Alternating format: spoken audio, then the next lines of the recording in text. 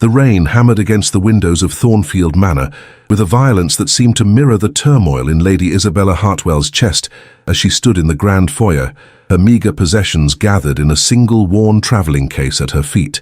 At 18, she possessed the kind of ethereal beauty that poets wrote about, golden hair that caught the light like spun silk, eyes the colour of cornflowers, and delicate features that spoke of aristocratic breeding despite her family's recent fall from grace. But beauty, she had learned in the cruelest possible way, was just another commodity to be traded when debts came due. The journey from her childhood home in Yorkshire had taken 3 days, each mile carrying her further from everything she had ever known and closer to a fate she could barely comprehend. Her father, Lord Hartwell, had gambled away not just the family fortune, but also their estate, their reputation, and ultimately his daughter's future. The Duke of Ravenshollow had offered a solution that was as generous as it was devastating. He would assume all of Lord Hartwell's debts in exchange for Isabella's hand in marriage. A business arrangement, her father had called it, unable to meet her eyes as he explained the terms. His Grace requires a wife and we require his financial intervention.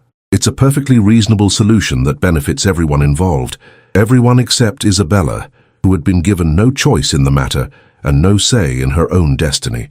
Now as she waited in the echoing silence of the Duke's ancestral home, Isabella tried to summon the courage that had sustained her through the humiliation of her father's disgrace and the horror of learning that she was to be sold like a piece of property to settle his gambling debts. She had been raised to be a lady, educated in all the accomplishments that were supposed to make her an ornament to some gentleman's household, but nothing in her sheltered upbringing had prepared her for this moment. Miss Hartwell. The voice that broke the silence was deep and cultured, carrying just a hint of an accent that spoke of extensive travel and worldly experience. Isabella turned toward the sound and felt her breath catch as she found herself face to face with the man who was to become her husband. Alexander Blackwood, the 7th Duke of Ravenshollow, was nothing like what she had expected. The rumours that had reached her about the mysterious Duke had painted him as either a monster or a recluse, possibly both. They spoke of a man who had withdrawn from society after some unnamed tragedy, who lived alone in his vast estate with only servants for company, who was cold, calculating, and utterly without human warmth. The man standing before her was undeniably imposing, tall and broad-shouldered, with the kind of commanding presence that came from absolute authority over vast holdings and thousands of dependents. His dark hair was touched with premature silver at the temples, and his face bore the kind of sharp, aristocratic features that would have been handsome if not for the deep lines of weariness around his eyes and the grim set of his mouth. But it was his eyes that truly captured her attention, a startling shade of deep blue that seemed to hold depths of pain and isolation that made her own troubles seem almost insignificant by comparison. He was older than she had expected, perhaps 35 or 36, and there was something in his bearing that spoke of a man who had seen too much of the world's cruelty and had retreated from it rather than continue to be wounded by it.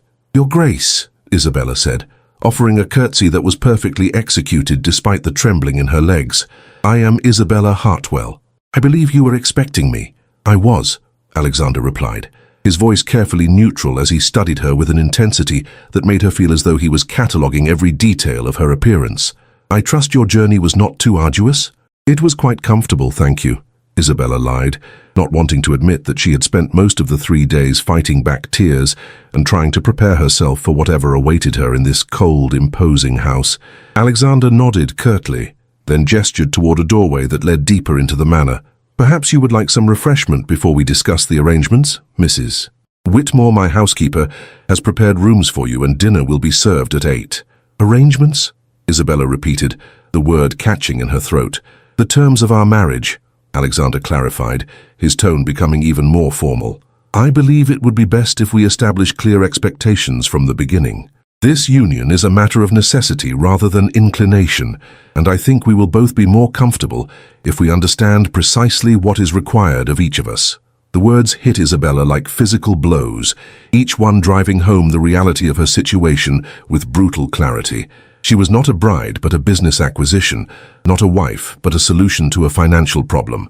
The romantic dreams she had harbored as a young girl, dreams of love, partnership and mutual affection, crumbled to dust in the face of Alexander's cold practicality. "Of course," she managed, her voice barely above a whisper. "I understand completely. But as Alexander led her through corridors lined with portraits of long-dead Blackwoods, Isabella caught glimpses of something in his expression that contradicted his harsh words. There was a flicker of what might have been regret when he thought she wasn't looking, a tightening around his eyes that suggested his coldness was more armor than nature.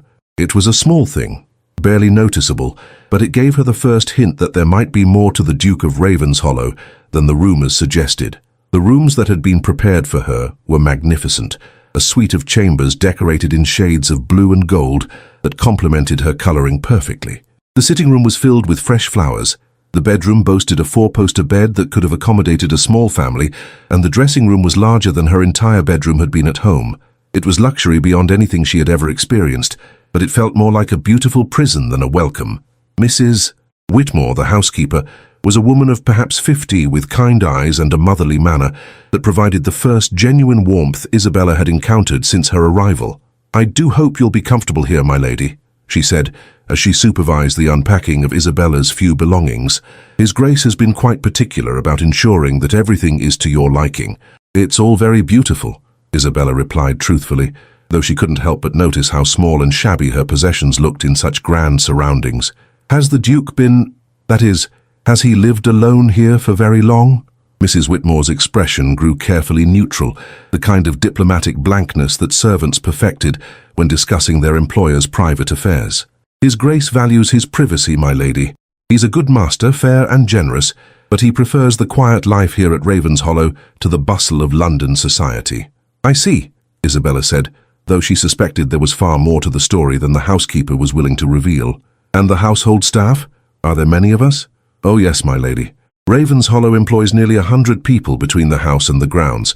His Grace believes in providing good employment for the local families, and he's never been one to stint on proper service. You'll find everything runs quite smoothly here." As the afternoon wore on, Isabella found herself exploring the vast house with a mixture of awe and trepidation. Ravenshollow was a masterpiece of Georgian architecture, with soaring ceilings, elegant proportions and furnishings that spoke of centuries of wealth and refinement. But despite its grandeur, there was something melancholy about the place, as if the very walls held memories of happier times that had long since passed. She discovered a library that took her breath away, 3 stories of books reaching from floor to ceiling, with rolling ladders and comfortable reading nooks that invited hours of peaceful study. The music room contained a pianoforte that was clearly maintained in perfect condition, despite showing no signs of recent use. The portrait gallery was filled with paintings of Blackwood ancestors, their faces stern and proud as they gazed down at the current generation with what might have been disappointment or expectation. It was in the portrait gallery that Alexander found her as the afternoon light began to fade, standing before a painting of a woman who bore a striking resemblance to him, the same dark hair, the same aristocratic features, the same deep blue eyes, though hers sparkled with warmth and mischief that were entirely absent from his. "My sister," he said quietly, his voice carrying a note of pain that made Isabella turn to study his face. "Lady Catherine Blackwood. She died 5 years ago." "I'm sorry," Isabella said softly, recognizing genuine grief when she heard it. "She was very beautiful." "She was everything good and bright in this world," Alexander replied, his gaze fixed on the portrait with an intensity that spoke of love and loss in equal measure. "She had a gift for finding joy in the smallest things, for making everyone around her feel as though they mattered. This house has been far too quiet since she left us." The raw emotion in his voice was so unexpected that Isabella felt tears spring to her eyes. This was not the cold, calculating man she had been expecting, but someone who was clearly capable of deep feeling and profound loss. "How did she die?" Isabella asked gently, then immediately regretted the question as Alexander's expression closed off once again. "An accident," he said curtly, his tone making it clear that the subject was not open for discussion. "We should go down to dinner. I believe Mrs. Whitmore has prepared something special to mark your arrival." Dinner was served in a dining room that could have accommodated 50 guests, but felt cavernous, with only the 2 of them seated at opposite ends of a table that seemed to stretch for miles. The food was excellent, course after course of expertly prepared dishes that would have been the envy of any London hostess, but Isabella found it difficult to eat under Alexander's watchful gaze. "Tell me about yourself," he said finally, breaking a silence that had stretched uncomfortably long. "Your education, your interests, your expectations for this marriage." Isabella set down her fork, recognizing that this was the business discussion he had mentioned earlier. "I was educated at home by governesses, as is customary. I speak French and Italian, play the pianoforte adequately, and have some skill with watercolors. As for my expectations—" She paused, struggling to find words for feelings she could barely understand herself. "I suppose I expect to fulfill whatever duties you require of me as your wife." "Duties," Alexander repeated, his tone suggesting that he found the word as distasteful as she did. "Yes, I suppose there are certain obligations that come with marriage, even one such as ours." "Such as?" Isabella asked, her cheeks burning with embarrassment, but determined to understand what would be expected of her. Alexander was quiet for a long moment, his blue eyes studying her face with an intensity that made her feel exposed and vulnerable. "You will be the Duchess of Ravenshollow," he said finally. "That title comes with certain social responsibilities, managing the household, entertaining when necessary, representing the family at local events. Beyond that—" He paused, seeming to struggle with his words. "I will not force my attentions on you if that is what concerns you. This marriage is a business arrangement, nothing more. You will have your own rooms, your own life, your own pursuits. I ask only that you conduct yourself with the dignity befitting your position." The relief that flooded through Isabella was so intense that she felt dizzy. She had been dreading the intimate aspects of marriage to a stranger, fearing that she would be expected to submit to a man she neither knew nor loved. But even as she felt grateful for his consideration, she couldn't help but wonder what kind of marriage they were creating, one where husband and wife lived as strangers under the same roof, bound by law, but not by affection. "And children?" she asked quietly, knowing that the continuation of the Blackwood line was undoubtedly important to him. Alexander's jaw tightened almost imperceptibly. "That is not a concern for the immediate future," he said, his tone making it clear that the subject was closed. The remainder of the meal passed in relative silence, with only the most basic courtesies exchanged between them. When it was over, Alexander excused himself with a formal bow that would have been appropriate between strangers at a social gathering, leaving Isabella to find her own way back to her rooms. As she prepared for bed in her magnificent but lonely chamber, Isabella reflected on the strange turn her life had taken. 24 hours ago, she had been living in the familiar surroundings of her childhood home, however reduced their circumstances had become. Now she was a duchess, mistress of one of the grandest estates in England, married to a man who seemed determined to keep her at arm's length.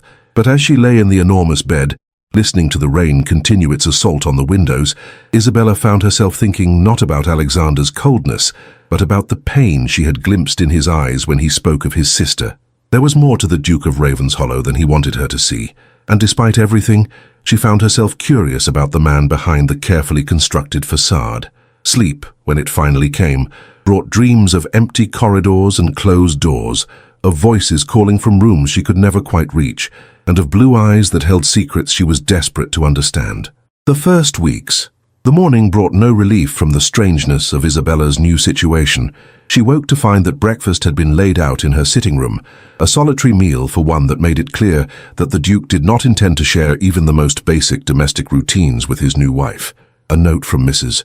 Whitmore informed her that His Grace had left early to attend to estate business and would not return until evening, leaving Isabella to fill the long hours of her first day as Duchess of Ravenshollow entirely on her own. The freedom was both liberating and overwhelming. For the first time in her life, Isabella had no governess to direct her studies, no mother to oversee her accomplishments, no social obligations to structure her day. She was the mistress of a vast household with a staff of nearly 100, yet she felt more alone than she ever had in her life. She spent the morning exploring the house more thoroughly, discovering room after room of magnificent furnishings and priceless artwork. The library drew her back repeatedly. It was clearly the heart of the house, with comfortable chairs positioned to catch the best light and reading tables, scattered with books that suggested recent use. She found volumes on everything from agricultural improvement to natural philosophy, from poetry to political economy, all bearing the signs of careful study. It was here that she encountered the first real clue to Alexander's character. Hidden among the serious tomes were collections of children's stories, fairy tales, and illustrated books that seemed oddly out of place in such a scholarly collection. When she examined them more closely, she found inscriptions in a feminine hand. "To my dearest Alex, may these stories bring you as much joy as you bring to me, your loving sister, Catherine." The discovery made Isabella's chest tighten with unexpected emotion. The cold, distant man who had married her for purely practical reasons had once been someone's beloved brother, someone who had treasured gifts of children's books and kept them long after their giver was gone. His Grace was very fond of reading to Lady Catherine when she was young, a voice said behind her, making Isabella jump. She turned to find Mrs. Whitmore standing in the doorway with a tea tray, her expression gentle but watchful. "I'm sorry," Isabella said quickly, closing the book and moving to replace it on the shelf. "I didn't mean to pry." "Nonsense, my lady. This is your home now and you have every right to explore it. I only thought you might like to know that His Grace has always been devoted to his family. Lady Catherine was 15 years younger than him, more like a daughter than a sister in many ways. He doted on her." Isabella accepted the cup of tea gratefully, using the moment to gather her thoughts. "What happened to her?" "I know she died, but—" Mrs. Whitmore's face grew sad. "A riding accident, my lady. She was always fearless on horseback, loved to ride fast and jump high. One day her horse refused a fence, and she was thrown. She lingered for 3 days before—" The housekeeper's voice trailed off and she shook her head. His Grace blamed himself, though there was nothing he could have done to prevent it. He's never been the same since. The pieces of the puzzle began to fall into place for Isabella. Alexander's withdrawal from society, his insistence on solitude, his reluctance to form new emotional attachments. It all made sense if he was a man who had lost the person he loved most in the world and was determined never to risk such pain again. "He must have loved her very much," Isabella said softly. "Indeed he did, my lady. She was the light of his life, the only family he had left after their parents died. When we lost her—" Mrs. Whitmore paused, seeming to choose her words carefully. "Well, it's been very quiet here since then, perhaps too quiet." The housekeeper's words stayed with Isabella throughout the day as she continued her exploration of Ravenshollow. She began to see the house differently, noticing not just its grandeur, but also its emptiness. The music room with its perfectly maintained but unused pianoforte, the morning room with fresh flowers but no signs of occupancy, the dozens of guest chambers that clearly hadn't housed visitors in years. It was a house in mourning, she realized, a place where time had stopped 5 years ago and never resumed its normal flow. When Alexander returned that evening, Isabella was waiting in the drawing room with a book. Having decided that she would not hide in her chambers like a guilty secret, he paused in the doorway when he saw her, his expression unreadable. "I hope you found ways to occupy yourself today," he said formally, moving to the sideboard to pour himself a glass of brandy. "I explored the house," Isabella replied, marking her place in the book and setting it aside. "It's magnificent. You have a wonderful library." "You're welcome to make use of it," Alexander said, settling into a chair that was positioned at a careful distance from hers. "I believe in the importance of continued learning, regardless of one's circumstances. Thank you. I found some interesting volumes on agricultural improvement. Do you implement new farming techniques on your estates?" Alexander's eyebrows rose slightly, as if he was surprised by her interest in such practical matters. "I do, actually. Modern methods can significantly improve both productivity and the welfare of the tenants. It's a responsibility I take seriously." "I'd like to learn more about it," Isabella said, encouraged by the first sign of genuine engagement she had seen from him. "My father never involved me in estate management, but I've always been curious about how such things work." For a moment, Alexander's formal mask slipped, and Isabella caught a glimpse of something that might have been interest or even approval. "Most ladies find such topics tedious." "I'm not most ladies," Isabella replied with a small smile. "I've discovered that I find practical matters far more interesting than embroidery or watercolors." "Indeed." Alexander studied her face as if seeing her for the first time. "What other subjects interest you?" "History, natural philosophy, literature that challenges conventional thinking. I know it's not considered appropriate for a woman to have such interests, but I've never been able to content myself with purely decorative pursuits." Alexander was quiet for a long moment, his blue eyes thoughtful. "There's nothing inappropriate about intellectual curiosity," he said finally. "Intelligence is a gift that should be cultivated, regardless of gender." It was the longest conversation they had shared since her arrival, and Isabella felt a flutter of hope that perhaps they might find some common ground despite the unusual circumstances of their marriage. "Tell me about the estate," she said, settling back in her chair. "How large is it? What are the main crops? How many tenants do you have?" What followed was the most animated she had seen Alexander since their first meeting. As he described the various improvements he had implemented, new drainage systems, crop rotation schedules, improved housing for the workers, his formal reserve began to crack, revealing glimpses of a man who was passionate about his responsibilities and genuinely cared about the welfare of those who depended on him. "You speak of your tenants as if they were family," Isabella observed when he paused in his explanation of a new school he had established for the workers' children. "In many ways they are," Alexander replied, then seemed to catch himself, his expression closing off once again. "That is, I believe in treating people with dignity and ensuring they have opportunities to improve their circumstances." "It's admirable," Isabella said softly. "Not all landowners take such a personal interest in their people's welfare." Alexander shrugged, uncomfortable with the praise. "It's simply good business. Happy, healthy workers are more productive workers." But Isabella could see through his attempt to make his compassion sound like mere practicality. This was a man who genuinely cared about others, who took his responsibilities seriously, who used his wealth and position to make a positive difference in the world. It was a side of him that contradicted everything she had been told about the cold, calculating Duke of Ravenshollow. As the days passed, Isabella began to establish a routine that allowed her to feel useful, despite her strange position as a wife who was not truly a wife.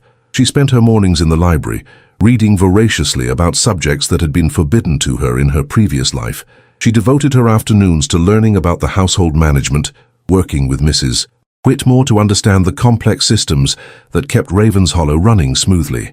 Most surprisingly, she discovered that she had a talent for organization and planning that had never been given scope to develop. Within a week, she had identified several inefficiencies in the household routines and proposed solutions that impressed even the experienced housekeeper. "You have a natural gift for this, my lady," Mrs. Whitmore said as they reviewed the revised schedules for the cleaning staff. "His Grace will be pleased to see the household running even more smoothly." "Do you think he would mind if I made these changes?" Isabella asked, suddenly uncertain. "I don't want to overstep my bounds." "My lady, you are the Duchess of Ravenshollow," Mrs. Whitmore replied firmly. "Managing this household is not overstepping. It's your responsibility and your right. His Grace hired me to run things efficiently, but he hired you to be his partner in all aspects of his life." Partner. The word resonated with Isabella long after their conversation ended. Was that what she was supposed to be? Alexander's behavior suggested that he saw her more as a decorative addition to his household than as a true partner, but perhaps that was simply because she had not yet proven herself capable of being anything more. The opportunity to test this theory came sooner than she expected. A week and a half after her arrival, Alexander mentioned during one of their brief evening conversations that he would be hosting a dinner party for several neighboring landowners to discuss a proposed canal project that would affect all their properties. "Will you require my assistance with the arrangements?" Isabella asked, trying to keep her voice casual despite her nervousness.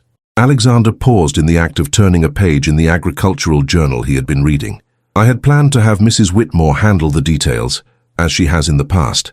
"Of course," Isabella said, trying not to let her disappointment show. "I simply thought that as your wife I might be expected to act as hostess." "You would be willing to do so?" Alexander asked, his surprise evident. "I assumed you would prefer to avoid such social obligations, given the circumstances of our marriage." "I may not have chosen this marriage," Isabella said carefully, "but I am here now, and I would like to be useful. If you think I'm capable of managing such an event." Alexander studied her face for a long moment, and Isabella had the distinct impression that he was reassessing his assumptions about her. "Very well," he said finally. "The dinner is scheduled for Saturday evening. 8 guests, all local landowners and their wives. Nothing too elaborate, but it should be elegant enough to reflect well on the family." "I understand," Isabella said, her heart racing with a mixture of excitement and terror. "I'll work with Mrs. Whitmore to ensure everything is perfect." What followed was the most intense week of Isabella's life. She threw herself into the preparations with an energy that surprised everyone, including herself. She planned menus that would showcase the best of local produce, arranged flowers that complemented the dining room's color scheme, and coordinated with the staff to ensure that service would be flawless. More importantly, she spent hours researching the canal project and the guests who would be attending, determined to be more than just a decorative presence at her own dinner table. She read engineering reports, studied maps, and even ventured out to examine the proposed route herself, much to the amazement of the estate workers who encountered the new Duchess tramping through muddy fields in practical boots and a serviceable cloak. "Her Grace is certainly energetic," she overheard one of the gardeners saying to another as she passed beneath their window.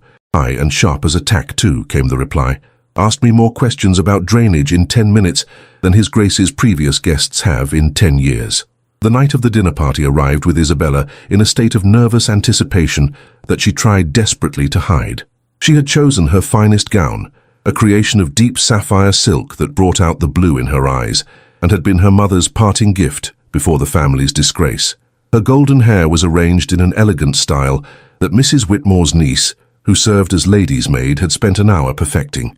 When she descended the stairs to greet their guests, Isabella was gratified to see Alexander's eyes widen with what might have been admiration or surprise. He was resplendent in evening dress, his dark hair gleaming in the candlelight, and his blue eyes more vivid than she had ever seen them.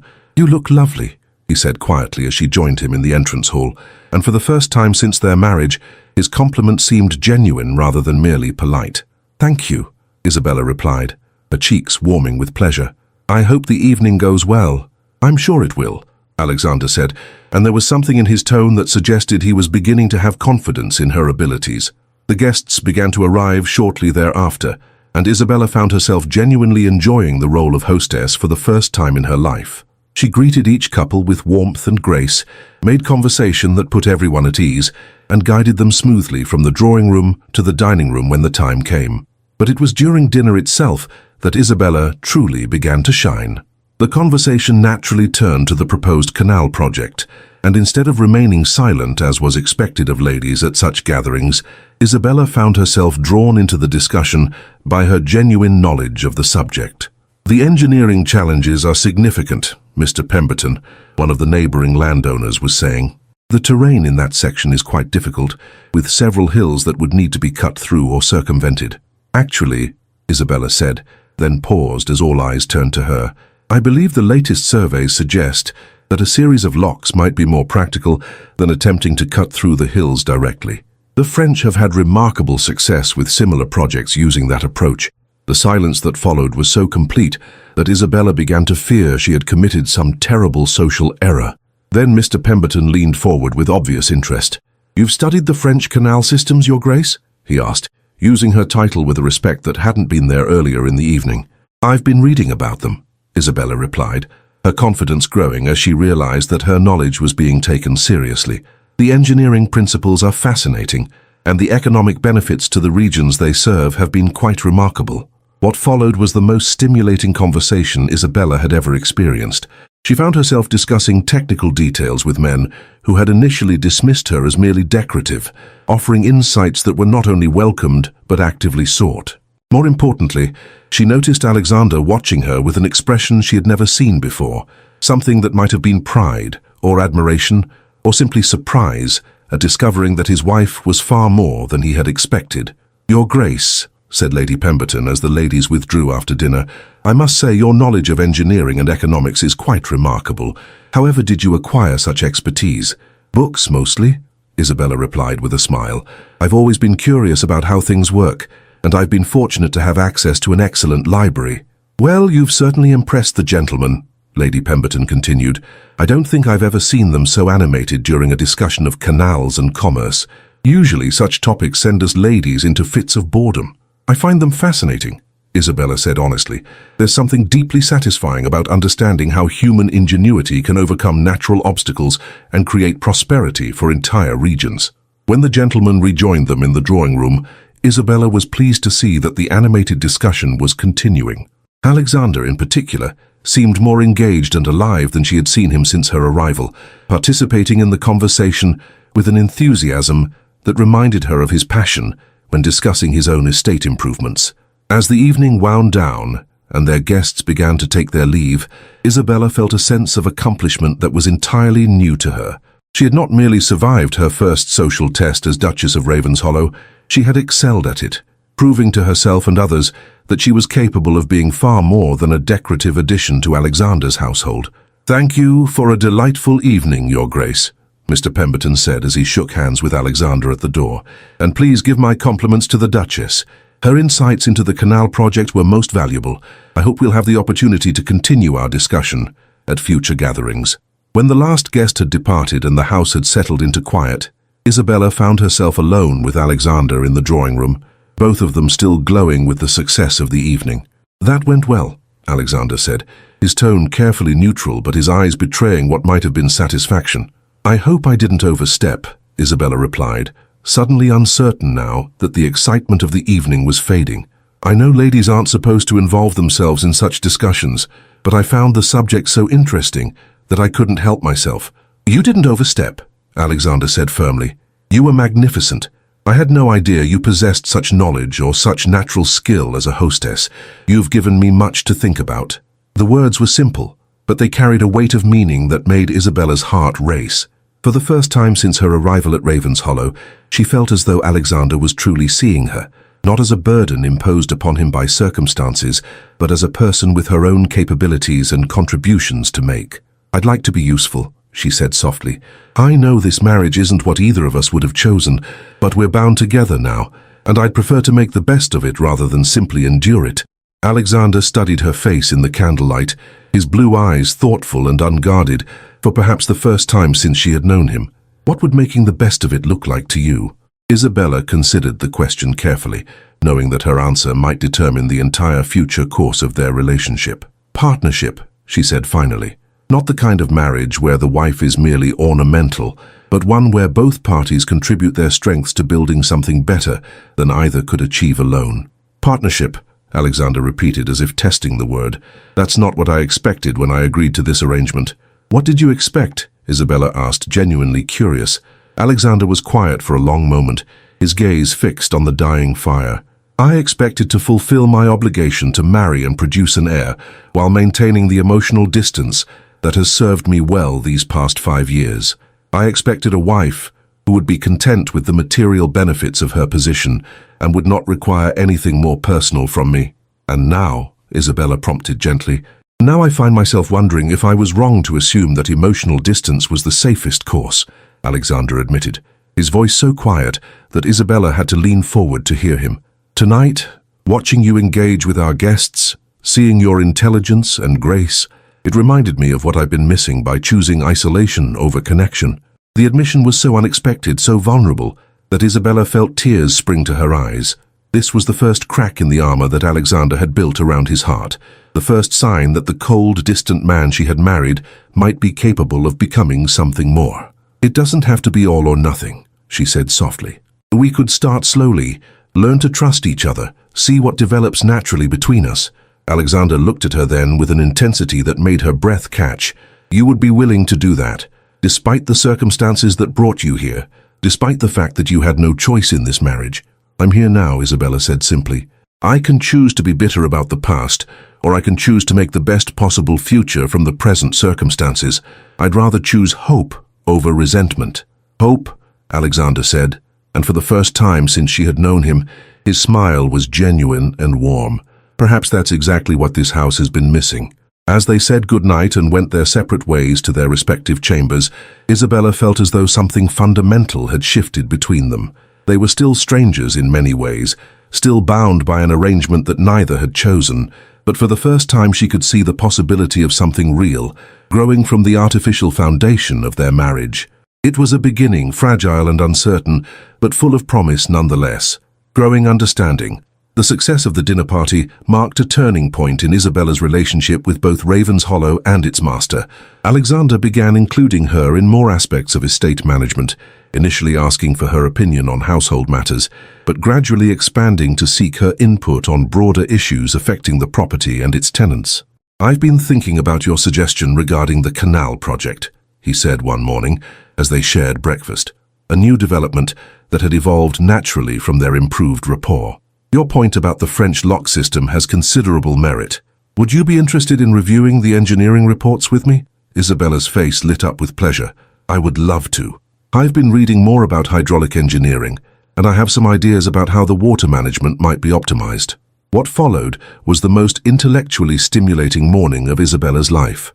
Spread across Alexander's study were maps, surveys, and technical drawings that painted a complex picture of the proposed canal route. As they worked together, analyzing problems and proposing solutions, Isabella felt a sense of partnership that she had never experienced before. "You have a remarkable mind for this sort of work," Alexander observed, as Isabella sketched out an alternative route that would avoid some of the more challenging terrain. "Have you always had an interest in engineering?" "I've always been curious about how things work," Isabella replied, her pencil moving confidently across the paper. "But I was never allowed to pursue such interests seriously. Ladies are supposed to confine themselves to accomplishments that make them attractive to potential husbands, not subjects that might actually prove useful." "That seems like a terrible waste of talent," Alexander said, studying her sketch with obvious admiration. "Intelligence should be cultivated regardless of gender." "You really believe that?" Isabella asked, looking up from her work to meet his eyes. "I do," Alexander replied firmly. "My sister Catherine was one of the most intelligent people I've ever known. She had insights into human nature, into literature, into the natural world that far exceeded those of most men of my acquaintance. The idea that such gifts should be suppressed simply because she was female always struck me as not just wasteful, but actively harmful to society." It was the first time Alexander had spoken of his sister without the conversation ending abruptly, and Isabella sensed that she was being allowed into a part of his life that had been sealed off since Catherine's death. "She sounds remarkable," Isabella said gently. "I wish I could have known her." "She would have liked you," Alexander said, his voice soft with memory. "She always said that the most important quality in a person was intellectual honesty, the willingness to think for oneself rather than simply accepting what others expected you to believe. You have that quality in abundance." The compliment meant more to Isabella than any praise of her beauty or accomplishments ever had. To be valued for her mind, for the very qualities that had been considered problematic in her previous life, was a gift she had never expected to receive. As the weeks passed, their collaboration deepened. Alexander began seeking Isabella's input on everything from crop rotation schedules to tenant housing improvements. She proved to have not just intelligence but practical wisdom, often seeing solutions to problems that had escaped his notice. "The issue with the Miller family isn't just the leaking roof," she said during one of their morning planning sessions. "Mrs. Miller mentioned that her youngest has been sickly all winter. If we're going to repair the roof anyway, perhaps we should also improve the ventilation and add a proper chimney to the back room where the children sleep. That would be considerably more expensive than a simple roof repair," Alexander pointed out, though his tone suggested he was considering the idea rather than rejecting it. "Yes, but it would also prevent future medical expenses and lost productivity if the children stay healthier," Isabella countered. "And it would demonstrate that you care about your tenants' welfare, not just the immediate problem at hand." Alexander smiled, the expression transforming his entire face. "You're absolutely right. See to it that the improvements are made. And Isabella?" "Yes? Thank you for seeing what I missed, for caring about people you've never even met. It's been a long time since I had someone to share these responsibilities with." The gratitude in his voice made Isabella's chest tighten with emotion. She was beginning to understand that Alexander's withdrawal from human connection had left him not just lonely, but overwhelmed by the weight of his responsibilities. Having someone to share the burden, someone who cared as much as he did about doing right by their dependents, was clearly a relief he hadn't expected to find. Their growing partnership extended beyond estate business. Alexander began joining Isabella for her afternoon walks around the grounds, initially to discuss practical matters, but increasingly simply for the pleasure of her company. She discovered that beneath his reserved exterior lay a man of deep feeling and surprising humor, someone who had been shaped by loss, but not broken by it. "You're different than I expected," Isabella said one afternoon as they paused beside the ornamental lake that graced the southern edge of the formal gardens. "Different how?" Alexander asked, settling beside her on the stone bench that overlooked the water. "Kinda. More thoughtful. The rumors about you painted you as cold and calculating, but you're nothing like that." Alexander was quiet for a moment, his gaze fixed on the swans that glided across the lake's surface. "I suppose I became what people expected me to be," he said finally. "After Catherine died, it was easier to retreat behind a facade of cold efficiency than to risk being hurt again. But I what?" Isabella prompted when he trailed off. "You make me remember who I used to be," Alexander said, turning to look at her with an intensity that made her breath catch. "Before the loss, before the isolation, before I convinced myself that emotional distance was the same thing as strength." "And who were you before?" Isabella asked softly. "Someone who believed in the possibility of happiness," Alexander replied. Someone who thought that love was worth the risk of pain, that connection was more important than safety. The words hung between them, loaded with implications that neither was quite ready to acknowledge directly. But Isabella could feel something shifting in the space between them, a growing awareness that what had begun as a business arrangement was becoming something far more significant. Perhaps, she said carefully, that person isn't as lost as you think. Perhaps he's simply been waiting for the right circumstances to emerge again.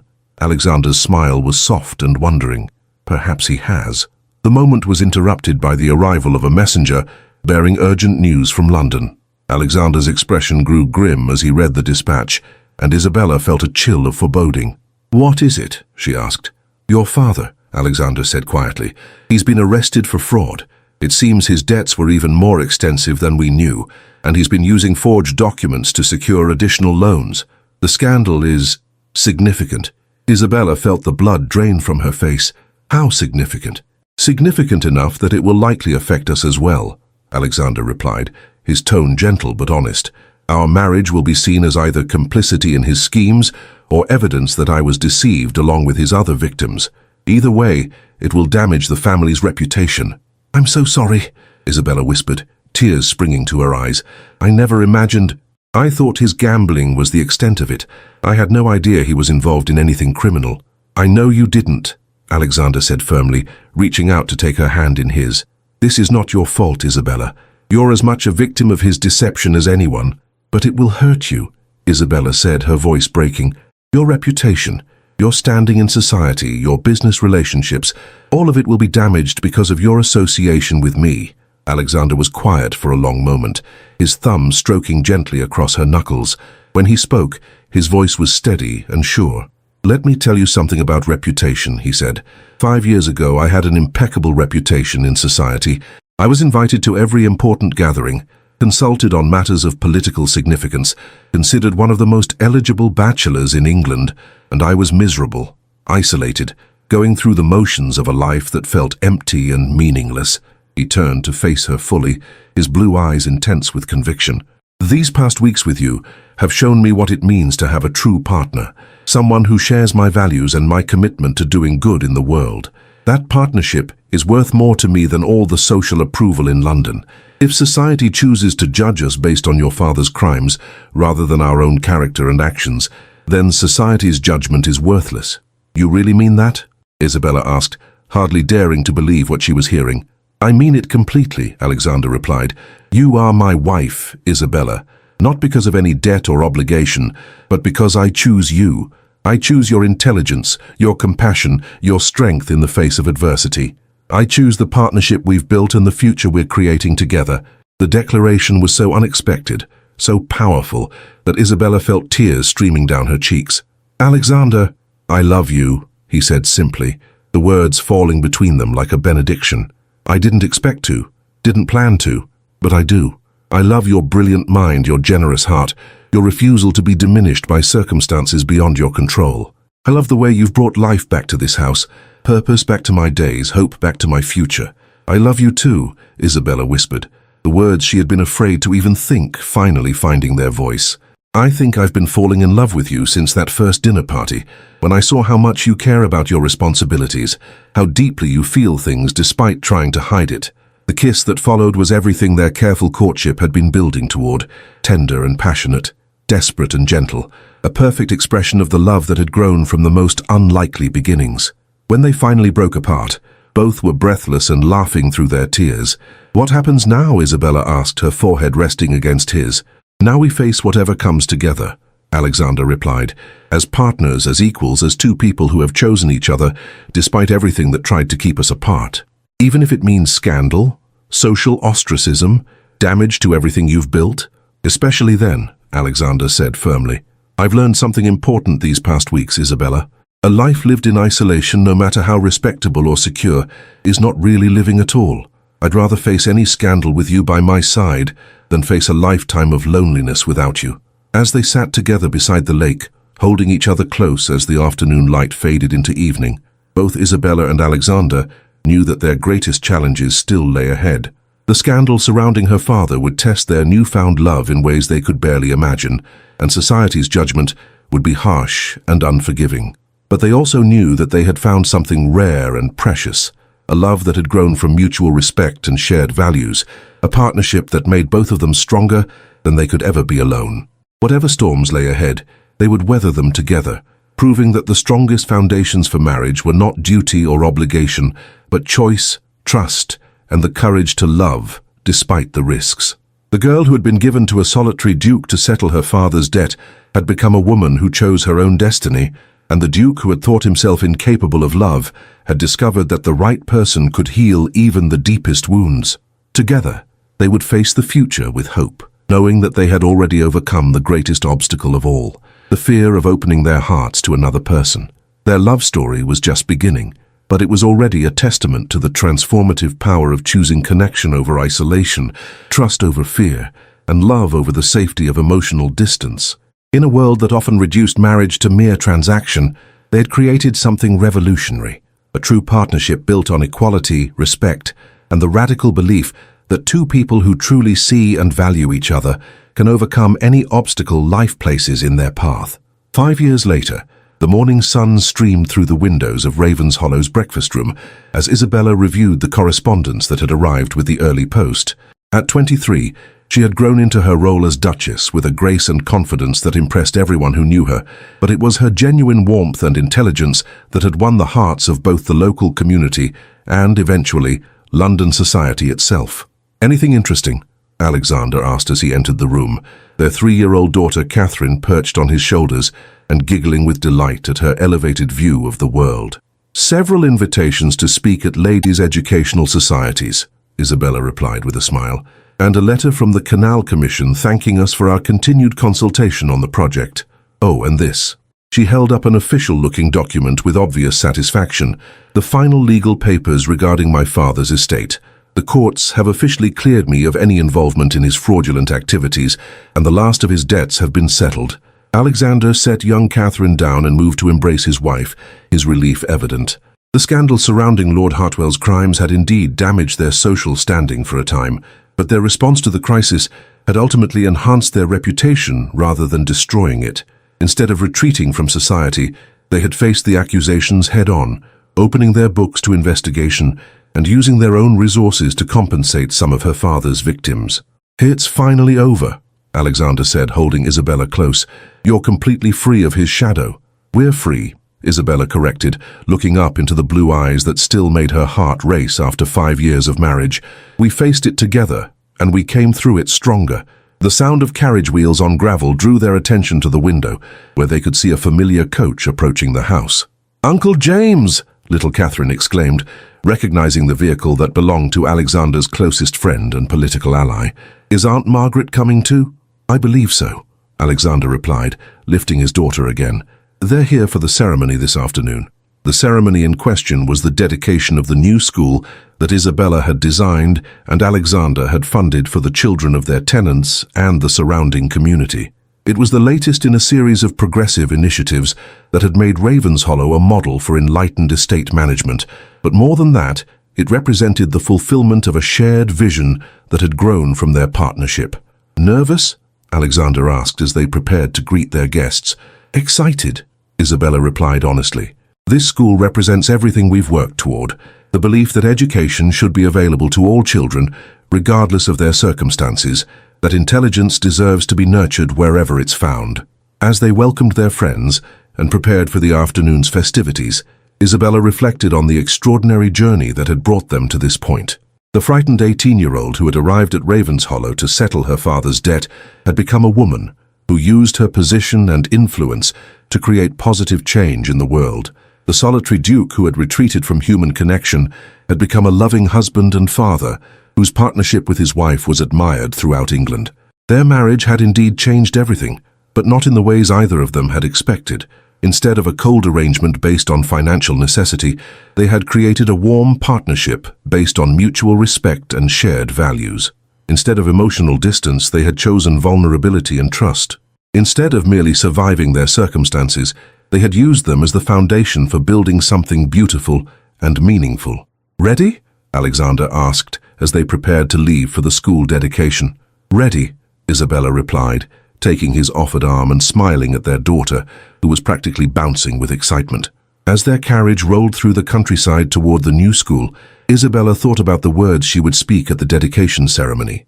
She would talk about the importance of education, about the potential that existed in every child, about the responsibility of those with privilege to use it in service of others. But mostly she would talk about hope, the hope that had sustained her through the darkest moments of her father's scandal, the hope that had allowed her to see possibilities where others saw only problems, the hope that had transformed a marriage of convenience into a love story for the ages. The girl who had been given to a duke to settle a debt had become a woman who chose her own destiny and helped others do the same. The duke, who had thought himself incapable of love, had discovered that the right person could heal any wound and that true partnership could accomplish anything. Together, they had proved that love could indeed change everything, not just for themselves but for everyone whose lives they touched. Their story was a testament to the transformative power of choosing hope over despair, connection over isolation, and love over fear. And as they arrived at the school where dozens of children waited to begin their educational journey, Isabella and Alexander knew that their greatest adventure was still ahead of them, the adventure of building a future where every person, regardless of their circumstances, would have the opportunity to discover and develop their own potential. It was a future worth fighting for, worth building together, worth believing in with all their hearts. This story reminds us that the most profound transformations often begin with the most unlikely circumstances. Isabella and Alexander's journey from a marriage of convenience to a partnership of equals shows us that love can grow in the most unexpected places when nurtured with patience, respect, and genuine care for each other's well-being. Their story also demonstrates that true strength lies not in emotional isolation, but in the courage to be vulnerable with another person, to trust despite past hurts, and to build something beautiful from even the most challenging beginnings, in choosing to see each other's full humanity rather than reducing each.